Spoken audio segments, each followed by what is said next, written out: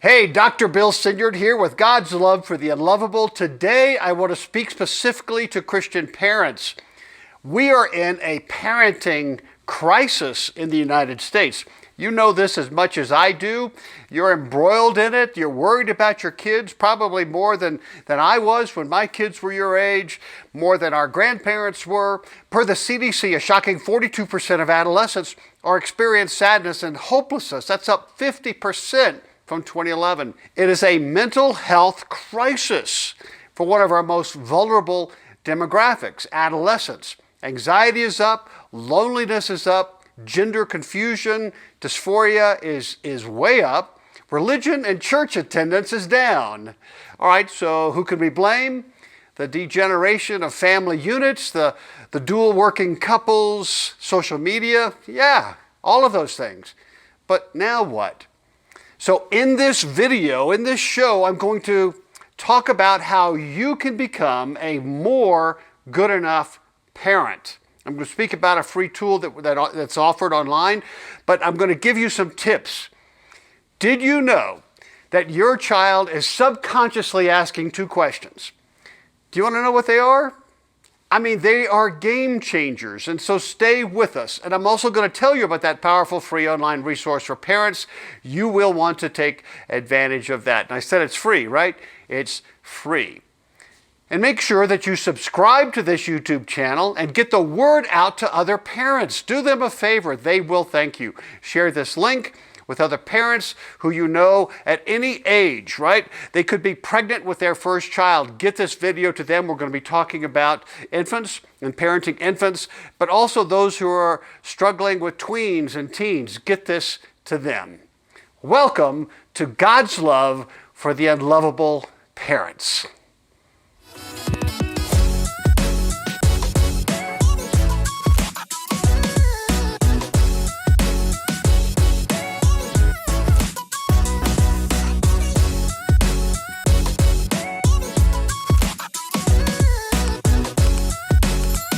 So like I said, I'm going to talk about two age groups. If we caregivers invested more and more into these two age group of children, there's going to be noticeable changes. All right, group number one, infants. And I'm going to define infancy between the third trimester of pregnancy to 2 years old. Okay, and of course the parents and caregivers and guardians of those children. Here we go, listen. We're born with 100 billion neurons, brain nerve cells, which are almost all of the neurons we will ever have. Now, by the time we're 3 years old, we have 1,000 trillion brain connections, or synapses they're called, right? So between third trimester of pregnancy and 3 years old or 2 years old, all of those brain connections are happening at an amazing, rapid pace. It's a season of ridiculously rapid neural growth and connectivity. You know, we now know, parent, that the growth of all of that neural connectivity and the quality of the neural connectivity is heavily influenced by how the infant is cared for during those first 2 years, third trimester to years 2. And largely based upon attunement, attuning connections, the infant's neurons begin to differentiate into specialized circuits and algorithms for accomplishing certain functions. Importantly, emotional regulation, impulse control, motor skills, and the like. So for instance, infants are not born with the capacity to regulate their own emotions or deal with distressing events. That area of their brain is just not working yet. It's not online. So we're born totally dependent upon caregivers for that. So imagine a mother, could be any caregiver, but imagine a mother holding her infant close to her face. Their eyes are connecting. The chemicals in the mother's brain are popping, dopamine, oxytocin, serotonin, feels good. It's a reward circuit stuff. And also in the baby's brain. And brain scans show that there are neural connections that are shaping wildly in the baby's brains during this attunement cycle. A miracle of being in sync with her mother. So she laughs, the baby laughs, she says goo goo, the baby responds. It's an emotional and psychical dance. And this dance is critical to the neural development, the emotional development, the identity development of the infant. Someone said that this attunement exercise, this connection, is as important to the child's growing brain and emotions as food is to his or her body. And by the way, a little foreshadow, this is what adolescents want too. I mean, not the goo goo goo part, but that connectivity with a trusted adult. And hopefully that's you, parent, caregiver. That this is what we all want. By the way, spiritually, this is what I want with my relationship with God. I want that kind of reflection where my brain and all the connectivities are firing. Dr. David Arredondo explains the power of caregiver-infant attunement during the first year of life. This mother and this baby are at a process, a form of reciprocal connectedness called attunement. His eyes and her eyes are locked together, not locked together, but dancing together, really.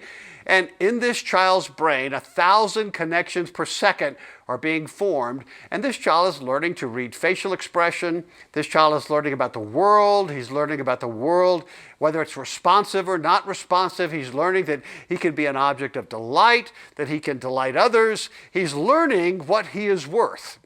He's learning what the world is like. He's learning so much so quickly that we can't even conceive of it. So per attachment theory, if the child is in a positive, safe relationship where over 30%, 3 out of 10, of the interactions with their parents and caregivers are this attuning exercise, that's not 90%, isn't that good news? Or even 60%. This 30% is doable in most contexts. It's a skill that can be explored and exercised. If it's 3 out of 10, they will, all other things equal, enter their next stage of life more secure, more chill, happier babies. They stand a pretty good chance of growing up into teens and adults who are also able to emotionally self-regulate, experience relationships better, experience their relationship with God better. It's that much of a direct line. Studies have shown that infants whose mothers were highly stressed or anxious during pregnancy and infancy, right? And so they're not able to connect even though they want to because of the stress. Studies have shown that those infants will have later learning difficulties. They will suffer from addiction proneness in adolescent and teenage and adulthood, proneness to even ADHD, anxiety and fearfulness. There will be a reduction of ability to self-regulate emotions, impulse control. They'll pop off quicker. There'll be a reduction of dopamine receptors, which we now know is the leading predictor of addictive behaviors later in life. And they'll be hesitant to explore their world, to make friends in grade school and beyond. We now know that for moms who suffer from difficult pregnancies or stressful pregnancies, right, it's not all their fault, repeated heated arguments with partners, feel anxiety, distress, fear, loneliness, poverty situations. During pregnancy, that third trimester particularly, what happens is abnormally high levels of cortisol cross the placenta. We just found this out. Cross the placenta into the baby's developing brain, and the cortisol hinders valuable neuron development. Yeah. Depressed mothers, postpartum even, and I know it's not your fault, but depressed mothers have depressed babies. It's just the way it works.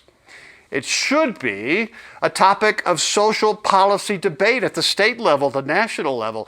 It should definitely be a program offered by outreach-oriented churches in their parenting and birthing classes. So many parents and caregivers don't know about this, don't know how to attune, don't know the importance of it, maybe don't even know that all they need to do is 3 out of 10 times. This is worth the price of admission. Listen, per attachment theorists, infants have a single subconscious question that they are jonesing to get answers for that largely drives their actions. This is infants.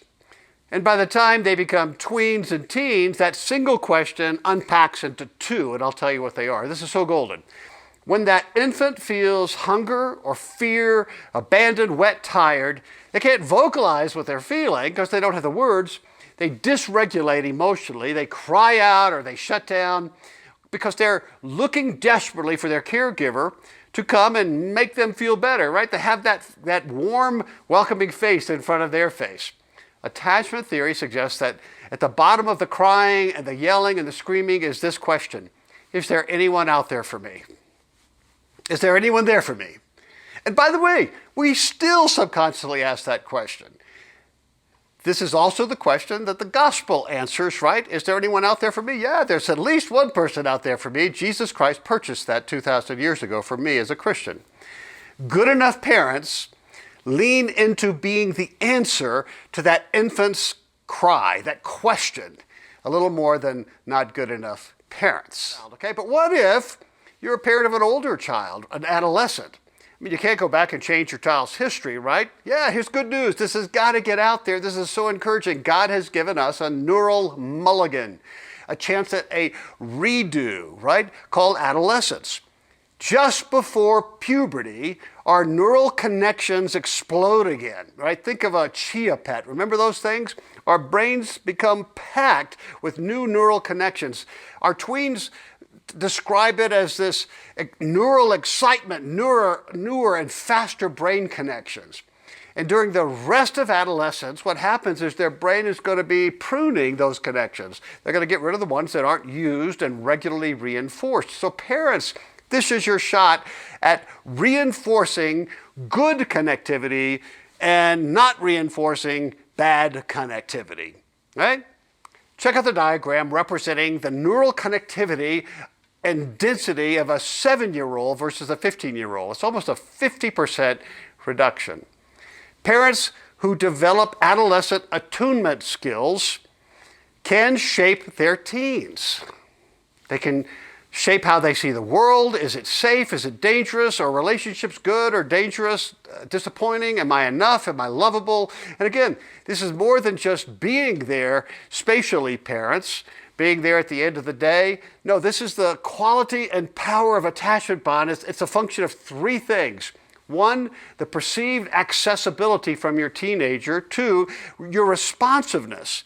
I mean, can they tell it in your face, in your actions? And 3, emotional engagement. Remember the attunement, that connectivity that causes the dopamine and oxytocin and serotonin to pop? And all that's from our prime caregivers. The goal for parent caregivers is that 30%, there it is again, of all interactions with your teens would be this higher level emotional connectivity called attuning. And I'm going to give you a few tips. The single infant question, is anyone out there for me, can now be unpacked into 2 questions that your teenagers or your tweens are actually subconsciously asking. Matter of fact, they are jonesing for answers for this. They're OCD focused on the answer for these 2 questions, subconsciously. Here it is. Number 1, is there anyone out there for me that I can actually count on, who has my back no matter what? I hear that a lot from teenagers. Is there anybody who actually has my back? And I'm going to throw out a single word, connectedness. Hold on to that, connectedness. The second question is, am I enough? Am I enough to be loved, to be lovable for someone as I am? A single word, enoughness. So connectedness and enoughness, right? This is so important for churches and youth leaders to understand. Our goal, in youth programs is to fill those teen brains with information about the Bible and theology and God and Jesus and the Spirit and the gospel.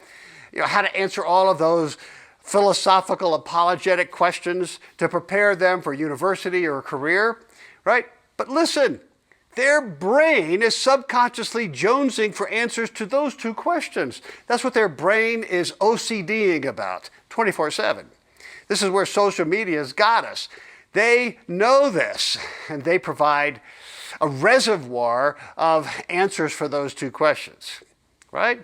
But for the teen, it's the priority. So listen, every lesson you teach, every project, every mission trip, every coffee has to include discussions about those questions related to them, whether they bring it up or not. And parents, same thing. Every dinner discussion, every question, every blow up, every punishment, right? Every discipline must have some awareness that your teen's brain is OCD focused upon those 2 questions. Ideally, you and your actions are the answer to those 2 questions in their brains. I'll give you an example. I have my son's permission. My son is an adult now, but when he was older, high school, he did a year-long study with the Rotary down in Arequipa, Peru. And the idea was he was going to go down there for a year, kind of a senior year. He's going to learn the language. He's going to learn the culture. He's going to just invest in that culture and become a world citizen, right? But 6 months in, we're called down to Peru. My wife and I were called to come and pick up my son because he just flagged out. We were so surprised. He was such a nice kid. We get down there. We're driven from the airport to this office, to a meeting. There was about 10 or 12 other Rotary members, and they were somber. They were serious. And one by one, we're going down the line. They were telling us of what a failure my son was, how he had been aggressive, he had been disrespectful, he had broken rules, and so forth. And this was just a total surprise to us. After about 50, I come from a business background, so I know there are times you have to stop a meeting. You got to take a break. And so I called the meeting. I said, look, I need to talk to my son for a while. I was going to walk out. There was this ditch or river right by the meeting hall, and we walked alongside of that. And I was thinking, what do I say to my son? Let me tell you what my brain was saying. My brain was saying, you got to do this tough love thing. You got to build on this. This is a lesson, but he's got to learn what he did was disrespectful and wrong and ungodly. And by the way, and I was feeling hurt. I was his father. I felt like a failure as a father. I felt like somehow this was my fault. And this was an expression, a reflection of me. So I thought those people thought I was a failure. I was personalizing this. So I was ready, man, to take a bite out of him. So I said, John, and what came out of my mouth was something wild.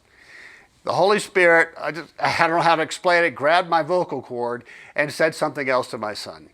I said to my son, I don't know what those people are talking about. If that's true, that's very disappointing. We need to talk about that. And that's hurtful. I'm feeling hurt. But I want to tell you something. John, no matter what happens when we go back in that meeting room or we have to take you home, I want you to know I remain a fan. I'm your biggest fan. Matter of fact, I would buy stock in you. You can change the world. And I want you to know no matter what you do, I will always have your back. He starts bawling. I start bawling. We stand there in front of this ditch, hugging. I go back in. The rest is history. The meeting turns. He makes a claim that he wants to stay and fix everything. He does. It becomes a redemption story. My son is now a Christian leader in his church. He was on the board of Young Life in California.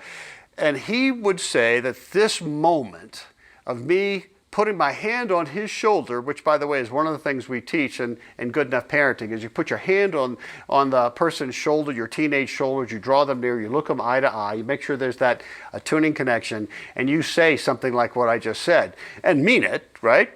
He would say that was one of the most defining moments of his life. Well, here's an excellent guiding principle from a well-known secular child psychiatrist, Urie Bronfenbrenner. Urie says every child needs at least one adult who is irrationally crazy about him or her. That's what my son experienced. I want that too. I want that from God, right? All right, enoughness and connectedness. Take a look at the diagram, and it incorporates both enoughness and connectedness in graphic form. The vertical axis, connectedness, is your teen's expectation and experience of positive connectedness, right, as they go higher on the axis, or fears of healthy connectedness lower on the axis. So simply, do I look for relationships for my sense of worth and security or not? Or more simply, can I count on others? The horizontal axis, the x-axis, is the teen's inner sense of enoughness. A positive sense of enoughness to the right reflects a healthy self-regard that does not require much external validation from the outside. So from others, from peers, from social media, success. This spectrum is the answer to his or her unspoken subconscious question, am I worthy? Am I enough to be loved? The two axes form four quadrants of attachment styles going counterclockwise, starting from the upper right, secure, anxious, fearful, and avoidant. One secure quadrant, three insecure. In the free online program that we created, Good Enough Parent, we present a tool for parents and teens to identify what their attachment styles are. Very, very, very helpful, very easy to access. Check it out, www.goodenoughparent.online. Okay? But I want to go through at least 3 of the quadrants: secure, avoidant, and anxious, just to kind of give you an idea of what a secure attachment style teen looks like, and then insecure. Secure teens have a high sense of connectedness, right, the vertical, and a high sense of enoughness, horizontal. To the internal question, can I count on people? Their brain is saying, yeah. And to the internal questions, am I enough? They would say, yeah. What does it look like? Man, these teens are great. They're resilient in the face of stress. They're optimistic. They have high self-esteem. They have this high sense of belonging in community. They tolerate ambiguity. They regulate quickly to difficult emotions. They grasp and tolerate different perspectives. They're empathetic. They're open to people who are different from themselves. They're good at relationships, and they have a tendency to altruistic actions. They help other people. So secure teens tend to trust their parents and other adults, right? Look, if this is your teen, don't mess it up. Just dance a little bit. Avoidant teen. Look at the graph again. The avoidant teen generally has a positive sense of self-worth, right? The enoughness axis, meaning they're capable of doing things on their own. They feel pretty good about that, but they lack the expectation that relationships will be good for them, the vertical axis. So to be clear, this teenager is not broken. He or she is very human based on the cards they've been dealt. So for that avoidant teen, their attachment needs are minimized, and they become very self-reliant. So they subconsciously fear connectedness, relationships, intimacy. Their fondest childhood dreams are about him or her spending time alone, right? Self-reliant. They can do things without telling others. Honestly, their biggest stresses are relational. Most of their daily stress is responding to relationship issues of the family. So if you're a parent, these are the children that just want you to back off, right? Leave me alone. Let me work it out. They can be resentful or irritable when their families brings up issues all the time. They just tell you to take a chill pill. They feel trapped when their caregiver comes too close. They want space. I hear that all the time.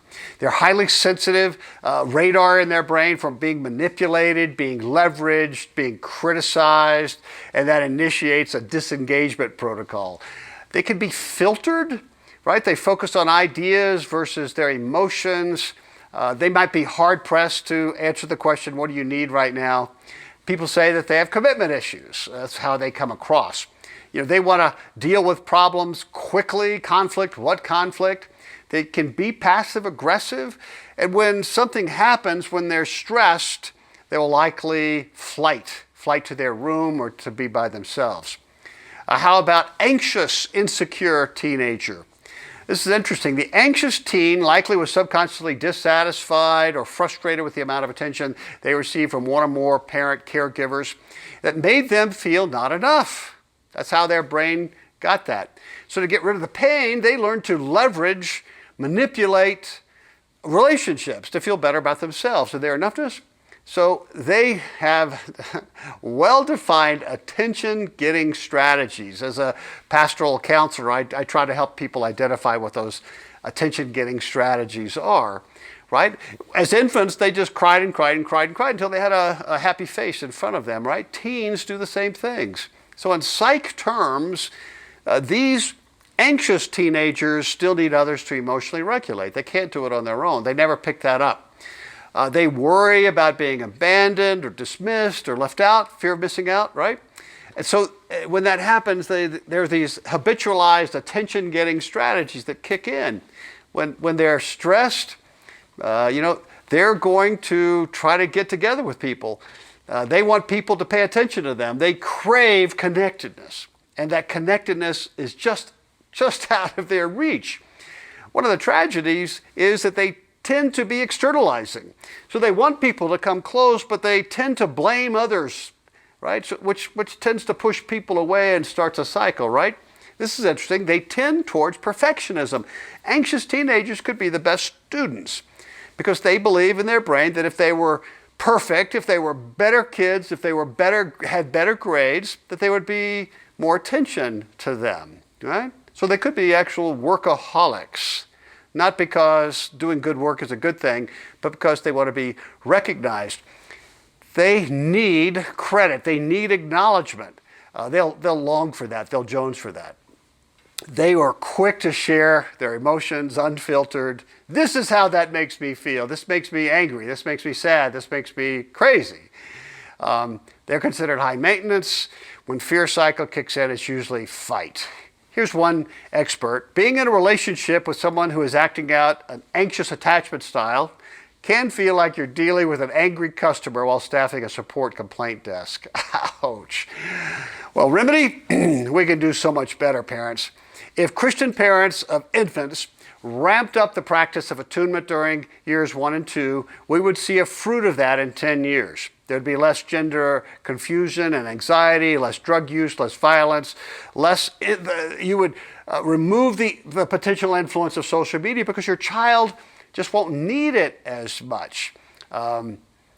Your child will easily pick up a dynamic understanding of the gospel because that's the only true answer to the question. There is somebody out there who has my back, who actually loves me, that I'm enough for. Jesus paid for that. If parents of adolescents right now ramped up their adolescent attunement skills, there would be fewer fights, and the fights would be less explosive. They would have better chance of having their teenager become their best friend by the time they're 30. That's our goal in Good Enough Parent. The teens would implicitly understand the gospel better and deeper, and some of their OCD subconscious questions would be more satisfied, right? So they could get on with other things. They would be more open to learn about theology and apologetics once those two questions are answered on a regular basis. Are you hearing me? So Good Enough Parent. It's free. This is why we created this free online training program. Every Christian parent of teenagers and tweens should go through this. And if you have an infant, check this out. You can use the tools. There's nothing like it out there. It's sophisticated, yet it's easy to access. Participants have reported that their self-assessments of their own parenting improved 21% as a result of these short 15 biblical video parent tips that are sent out every day for 15 days. Participants have felt like they understand their child's brain 46% more. I mean, that's a win, right? So go to www.goodenoughparent.online, check it out, register, it's free. There's a helpful video on the landing page. Check that out, just a couple of minutes. Again, it's free. We just want to help, and that's why it's free. Here are some testimonies. One parent said, "My child isn't isolating as much. I'm more relaxed as a parent and asking God to direct my words with my child." Another, "I really appreciate the non-shaming approach GEP took to this information." Another, "I found the tips regarding brain development and attachment styles to be very helpful. Reasoning with a brain that is still developing usually doesn't go well." Look, if you have any questions, please don't hesitate to contact us, bill@gospel-app.com. Well, I hope you have found this video helpful. Remember, you can check out the Good Enough Parent program now. It is totally free, goodenougghparent.online. Pass it on to a friend. Any questions? Contact us, bill@gospel-app.com. And listen, if you would like me to come and speak to your church or group, contact us, bill@gospel-app.com. And make sure you subscribe to this YouTube channel. Get the word out to others, particularly parents. Share this link with the parents you know who are pregnant or who are struggling with their children. Take heart, child of God.